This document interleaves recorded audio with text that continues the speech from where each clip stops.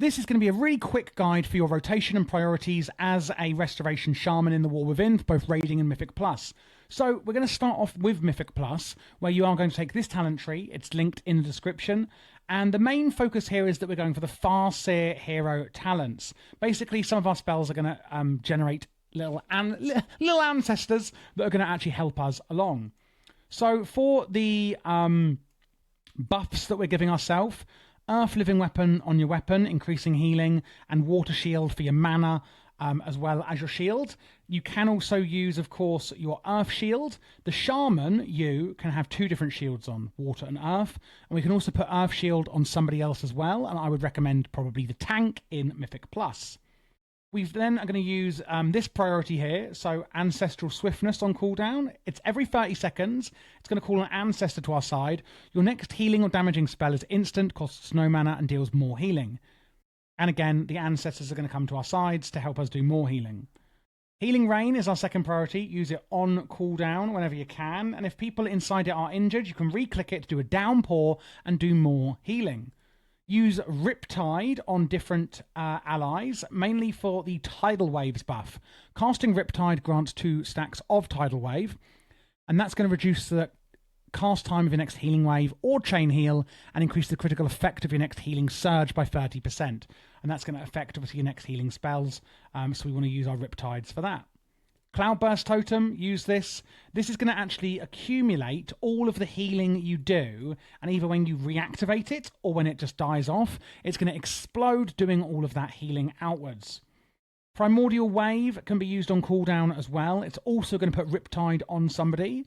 Blast your target with Primordial Wave, applying Riptide, and your next healing wave will also hit all targets affected by your Riptide by 40% of normal healing. So if you've got Riptide on, say, 3 different people, and then you use Primordial Wave, your next single target healing wave will actually affect everyone who has Riptide on them. After that, we can use Unleash Life. Again, we're going to call ancestors with this. I would generally use it on Riptide, Healing Wave, or Healing Surge to do more healing. And again, we've got our Earth Shield here. You can go into an Ascendant, where you're doing a ton more healing. Transform into a Water Ascendant. It's going to duplicate a lot of your healing, and it's going to redistribute healing amongst allies. We've got Healing Tide Totem. Summoning a totem at your feet, which is called Pulse. Healing all party and raid members. And then Spirit Link Totem, where anyone inside of it is going to take reduced damage, and it's also going to redistribute the health of your allies to even out their health pools. And that pretty much is everything we're doing in the Mythic Plus side of things. If we do move over to the raid side, a lot of the talents are changing, but fundamentally there's not a huge amount changing. Chain Heal in Raid will, of course, be our primary way of healing, as we're healing multiple people. And then we have Surging Totem, and this replaces our Healing Rain, because we're going with Totemic instead of Farseer, where we get the Surging Totem, and this is going to do, a load of stuff, basically enhancing Healing Rain. We can still use Downpour, still use Riptide the same way for the Healing Waves. We also now have the High Tide talent. Every 1 million mana you spend brings a High Tide, making your next 2 chain heals heal an additional amount and not reduce healing of each jump. Which brings me on to Unleash Life. You can also use Unleash Life and then do more healing with Chain Heal. So if you do have a procced Chain Heal with High Tide, use Unleash Life and then use your Chain Heal to do even more healing with it. We can use Healing Stream Totem. Make sure you're just not capping charges. This is passively going to heal for you.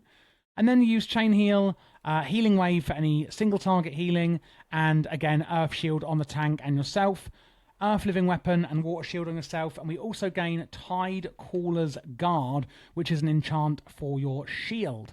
Imbue your shield with the element of water, your healing done is increased, and the duration of your healing stream and Cloudburst totems are also increased. And that is pretty much it for this quick guide in Restoration Shaman for the War Within in Mythic Plus and Raiding for Season 1, Patch 11.0.